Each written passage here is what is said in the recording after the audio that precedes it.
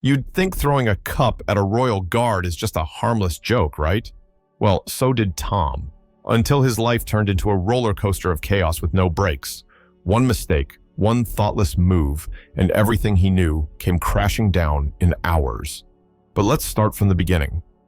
Jacob Williams, 29 years old, had mastered the art of standing still. As a royal guard stationed in one of the busiest areas of the city, he was a walking emblem of poise and discipline. Dressed in a perfectly pressed uniform and a towering bearskin hat, Jacob could have been mistaken for a statue, silent, unmoving, and utterly unshakable. The crowds that gathered daily were a mix of admiration and curiosity, always trying to crack the code of his stone-faced calmness. To Jacob, it was just another day at work, or so he thought. The summer sun was relentless, baking the cobblestone square and making the air buzz with the chatter of tourists. Among the crowd was a man who seemed to radiate chaos. Tom Carter, a guy in his late 20s, stood out like a neon sign in his bright yellow shirt that screamed YOLO across the chest. He was the kind of person who thrived on attention, feeding off the laughter and cheers of his group like it was oxygen. And when Tom locked eyes on Jacob, it was game on. "Yo, check out the robot!" Tom hollered, his voice cutting through the hum of the square like a bad joke at a comedy club. The group around him laughed, egging him on. Tom puffed out his chest and started mimicking Jacob's stance, throwing in exaggerated salutes and robotic movements. The crowd snickered. Jacob? He didn't flinch. Tom wasn't the type to quit while he was ahead, or ever. When his antics didn't get the reaction he wanted, he decided to up the ante. Spotting a crumpled paper cup on the ground, he grinned like he'd just found a winning lottery ticket. "Hey man, hungry for some authentic London trash?" Tom shouted, holding up the cup for everyone to see. The crowd gasped in anticipation. He didn't wait for a response. He lobbed the cup right at Jacob's chest. The world seemed to pause. The cup hit Jacob's uniform and bounced harmlessly to the ground. Gasps rippled through the crowd, and for a moment, it was as if the entire square held its breath. Jacob's expression didn't change, but his eyes, sharp as a hawk's, briefly flicked toward Tom. It was the kind of look that could cut steel. Tom, oblivious to the tension rising around him, laughed loudly. "Come on, that was funny. Lighten up." His friends, some still filming on their phones, looked less sure. A few exchanged uneasy glances as the atmosphere shifted. Jacob remained still, but the energy around him crackled with a quiet intensity. People began to murmur. The crowd wasn't laughing anymore. The weight of what had just happened was sinking in, and it felt like the city itself was watching. Tom, still basking in his self-proclaimed victory, didn't notice the subtle movements in the crowd, the way people started to shift, whispering among themselves, stepping back just slightly, as if anticipating a storm. Jacob stood like a sentinel, his silence more commanding than any words could have been. The seconds stretched, the tension thick enough to choke on. Something was coming, but no one could have predicted just how far this harmless joke would spiral out of control. The air in the square had shifted, and not in a good way. It wasn't the kind of shift where people laugh nervously and move on. No, this was different, like the calm before a thunderstorm. The crowd, which had been buzzing with excitement moments ago, began to fizzle into uneasy murmurs. People glanced around, whispered to each other, and, most tellingly, stepped away from Tom. Tom, of course, was still basking in his moment. He turned to his friends with a grin that practically screamed, "I'm the star of this show." "Guys, did you see that? He didn't even blink. I mean, come on. Who's really the robot here?" But his audience wasn't laughing anymore. One of his friends, Danny, leaned in, whispering, "Dude, maybe we should, go? This feels weird." Tom waved him off, still grinning. "What? It's a joke, man. Nobody's gonna arrest me for tossing a paper cup. Chill out." Except no one was chilling. Across the square, Jacob hadn't moved an inch, but his presence now felt heavier.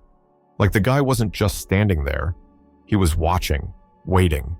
The kind of stillness that made you question every decision you'd made in the last 5 minutes. Then came the siren. It was faint at first, just a distant whine carried on the summer breeze, but it grew louder with every second, slicing through the murmurs like a blade. Heads turned toward the sound, and the tension in the air went from bad to worse. The siren wasn't just loud. It was coming here.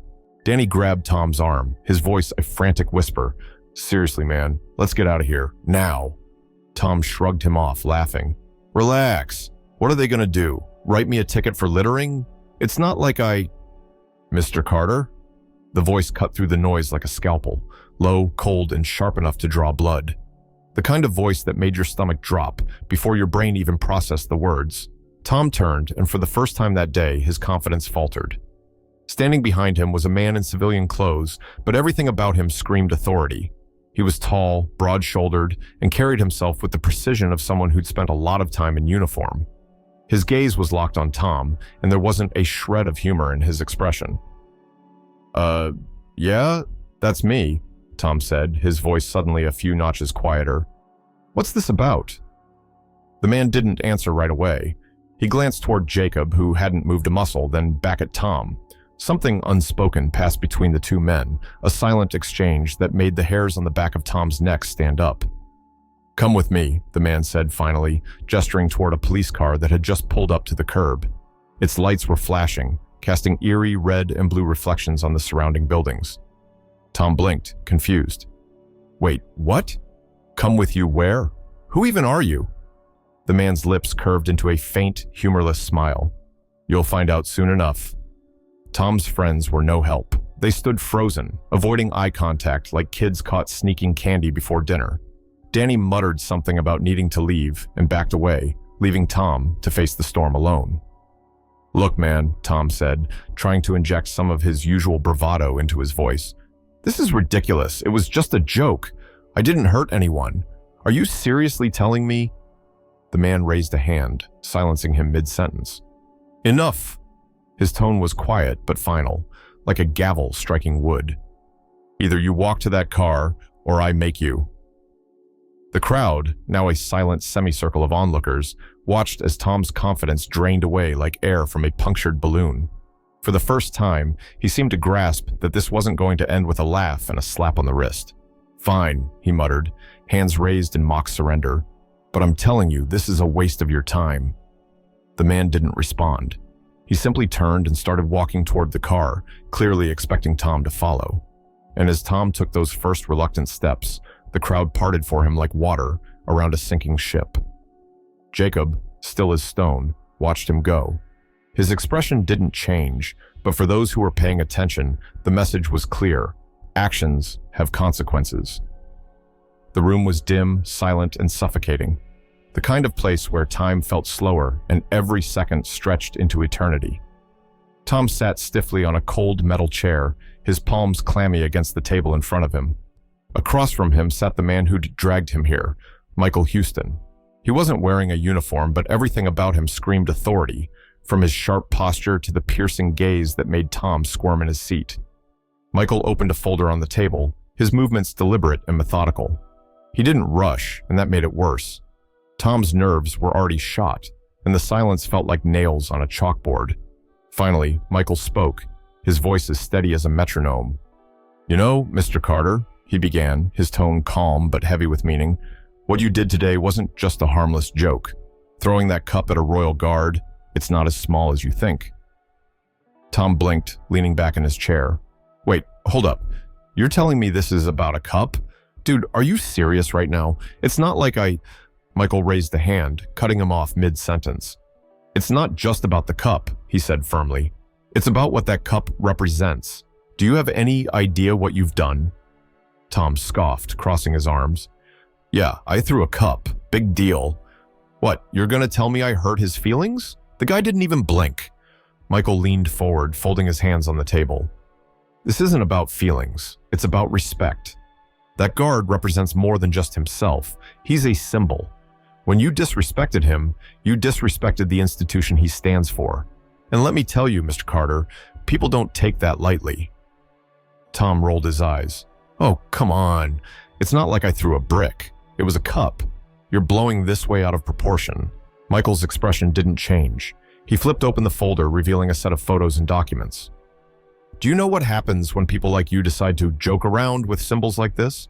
It starts small. One person throws a cup, another tries to take it further.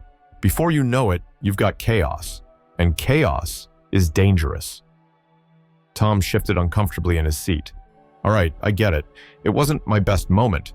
But seriously, you're making me out to be some kind of criminal mastermind here. It's ridiculous. Michael didn't miss a beat. Ridiculous? Let me show you what's ridiculous. He turned a laptop toward Tom and hit play on a video. The screen lit up with footage of the incident. Tom throwing the cup, the crowd's reaction, and Jacob's unflinching stare. The video had been uploaded online, complete with dramatic captions and hashtags. Tom's jaw dropped. Wait, is this... How did this even... It's everywhere, Michael said flatly. And the internet? It doesn't forget.